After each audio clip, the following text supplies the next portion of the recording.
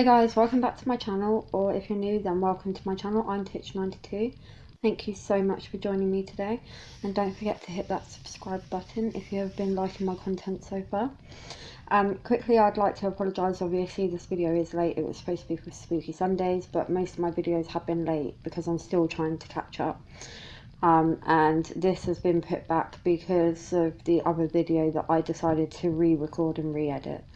So I am sorry, but here it is finally.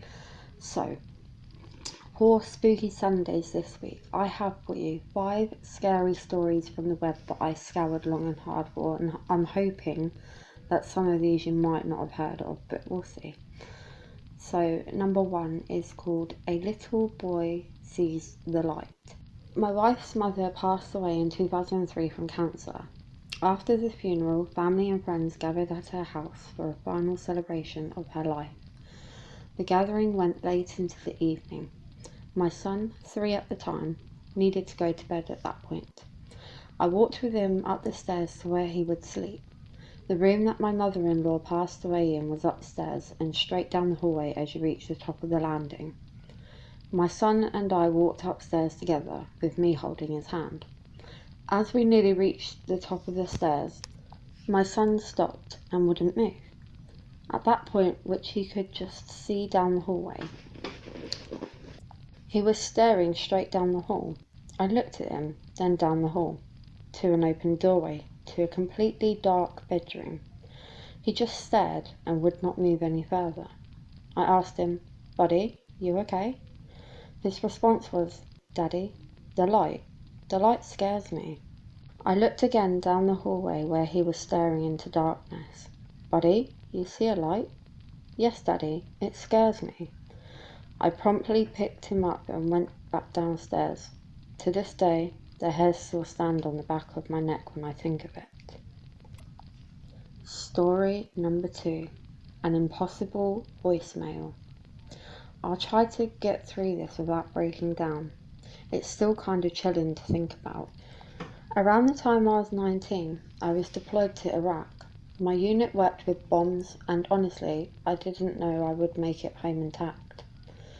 About halfway through my tour, the Red Cross notified my unit that my father was terminally ill. Within a week, I was on a plane back to the States. Now, my father being ill was something I had grown used to. He was strong though, and I never expected to actually lose him. I lost my mother when I was 7, and my father's lungs had collapsed shortly before then. He was on oxygen and needed a wheelchair to get anywhere. Medication by the handfuls were needed every few hours. He gained weight from limited movement, developed diabetes, and had beaten cancer once. I never expected to lose him, and he wasn't the type to ever give up. I arrive home, head to the hospital, and he assures me he's fine and they're overreacting. I visit him every day I'm there, but he tells me he will be fine by the time I get home for good. I reluctantly go back overseas. I call his hospital whenever I have a few minutes of free time and we're near a call centre. My deployment finishes and he kept his promise. He comes home from hospital because he says he doesn't want to die there. He gets worse and goes back. The family all visits, but we all know he's not improving. One day, I'm at home and the phone rings. It's an unknown number, so I don't answer.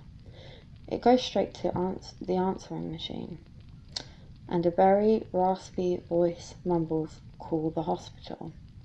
It's my dad. I grab the phone, but he had already hung up. So, I call the hospital. They tell me he's been intubated for the past couple of hours, and he just started going into cardiac arrest. He's non-responsive, and we need to come say our goodbyes. I argue that he just called me, and she says that's impossible. They've been working on him for some time now. I hung up and told family the news. My sister and I stared at the answering machine. We played the tape again and again. That was the last time I heard my father's voice. I'm a skeptic. I don't believe in the paranormal or ghosts, and I cannot come up with any logical explanation. I still get watery-eyed thinking about it. Number 3. Something was wearing her skin. Daddy, I had a bad dream. You blink your eyes and pull up on your elbows. Your clock glows red in the darkness. It's 3:23 a.m. Do you want to climb into bed and tell me about it? No, Daddy. The oddness in the situation wakes you up more fully. You can barely make out your daughter's pale form in the darkness of your room. Why not, sweetie? Because in my dream, when I told you about the dream, the thing wearing Mummy's skin sat up. For a moment, you feel paralysed. You can't take your eyes off of your daughter. The covers behind you begin to shift.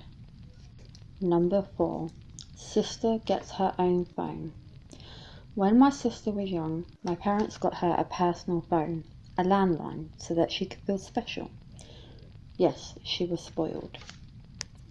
It was a prepaid landline though, so basically no one could call her in or out if she ran out of credit, much like a mobile phone. Anyway, every night at 3 a.m. her phone would ring. She said there was a man on the other line, and she would get really scared and come running to my room. It escalated to the point that I asked her to disconnect her phone before going to sleep, because it was becoming extremely annoying to get woken up every single night by this person that called her. To be honest, since she was about 10, I thought it was just these stupid scary movies she liked to watch. Eventually, she just got rid of the phone. In any case, I recall this stopping.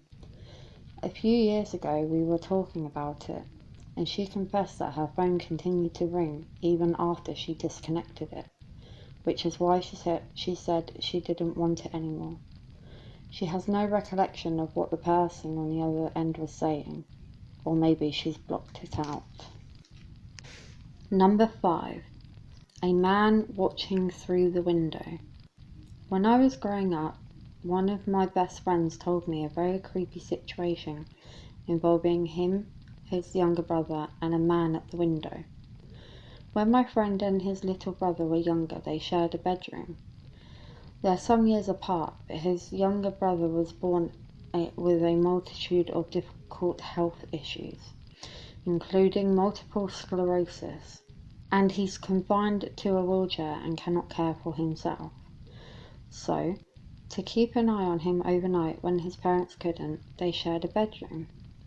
One night, my friend randomly woke up for no in particular reason, and happened to glance over at his younger brother, but noticed something very startling. A strange silhouette of a man wearing a top hat looking in through the window behind his younger brother's crib. The first thing my friend did was jump up and turn the light on, then ran into his parents' room to tell them what he saw. When his parents came back into their room to investigate, his younger brother was having a seizure in his crib. A few of his family members say it was his younger brother's guardian angel standing in the window that night. My friend believes it was death. It's all still pretty unsettling to me. And that's all I've got for you today, guys. I really hope you enjoyed some of those stories.